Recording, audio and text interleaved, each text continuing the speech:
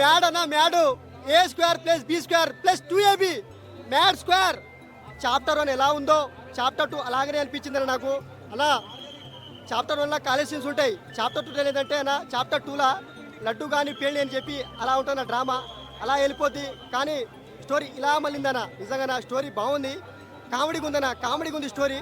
ఆ కామెడీ లేకపోతే స్టోరీ లేదన్న, ఆ కామెడీ వల్లనే ఇప్పుడు స్టోరీ ఉంది మనకు చూడడానికి. ఒక్కసారి చూడొచ్చన్న, మ్యాడ్ సినిమా చూడొచ్చన్న, ఒక్కసారి చూడొచ్చు. ఒక్కసారే వస్తాం థియేటర్కి, ఒక్కసారి చూస్తాం కదా, నిజంగా చెప్తున్నాను. ఒక్కసారి రండి, ఒకసారి చూసి వెళ్ళిపోండి అన్న. మ్యాడ్ సినిమా బాగుంది, నవ్వుకోవడానికి బాగుంది, మంచి కాన్సెప్ట్. తమన్ సార్ మ్యూజిక్ బాగా ఇచ్చారు అన్న. సమ్మర్ సీజన్లో ఒక మంచి మ్యాడ్ వచ్చిందన్న, నవ్వుకోవడానికి. నా గుండె మీద ఒట్టు, మ్యాడ్ సినిమా హిట్టు బాగుందన్న. సునీల్ సార్ అలా అలా సునీల్ సార్ క్యారెక్టర్ బాగుంది అలా. నా గుండె మీద ఒట్టు, సునీల్ అలా చేసిన క్యారెక్టర్ సూపర్ హిట్ అన్నా. ఈ సినిమాలో మ్యాడ్ స్క్వేర్ 2లా నేను ఎందుకు లేనని బాధపడుతున్నానా అంటే, నేను ఎందుకు చెప్తున్నట్టనా, ఇందాక ఆయన చెప్పినానా అన్న, మ్యాడ్ 3 వస్తే కనుక మీరు ఉండాలన్నా, మీరు ఉండాలి. మ్యాడ్ 3లో మీరు ఉండాలన్నా, మ్యాడ్ 3లో మీరు ఉంటే సినిమా ఇంకా పైకి వెళ్ళిపోతుంది అంటున్నారన్నా. అన్న దయచేసి అన్న, మ్యాడ్ 3లో నేను ఉండేటట్టు చూడండి అన్న. సినిమాలో ఒక చిన్న క్యాట్ ఉన్నా పర్లేదనా అలా. నా గుండె మీద ఒట్టు, మ్యాడ్ సినిమా సూపర్ హిట్. అలా అంటే చాలా బాగుంది. దీన్ని బాగుంది అని కన్నా నిజంగా కడుపొప్పలో నవ్వుకున్నాయి అంటారు కదా, సో అలాగే ఉంది. చాలా మంది చెప్తారు మీకు ఎంత కామెడీ ఉంది అంత కామెడీ ఉందని. బట్ ఈ సినిమాలో మనం ఎక్స్పెక్ట్ చేసిన దానికన్నా 300 పైగానే ఉంది.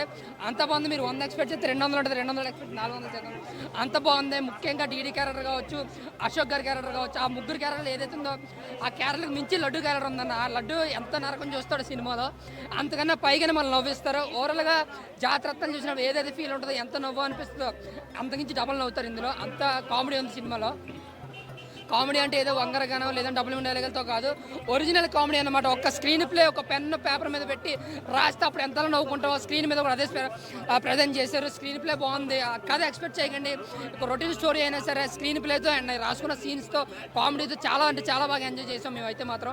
ముఖ్యంగా స్వాతిరెడ్డి సాంగ్ అయితే మాత్రం పిచ్చిగా ఎంజాయ్ చేసాం. స్వాతిరెడ్డి సాంగ్ టైప్ ఇంకో 2 సాంగ్స్ ఉన్నాయి, కేవలం అది ఫ్యాన్స్ కోసం ఆడియన్స్ కోసం పెట్టినట్టుకున్నారు. అవి కూడా చాలా అంటే చాలా బాగున్నాయి, అది సూపర్ అనమాట. ఇంకా బ్యాక్గ్రౌండ్ స్కోర్ అయితే మాత్రం నిజంగా నెక్స్ట్ లెవెల్ సినిమాని పెట్టారు.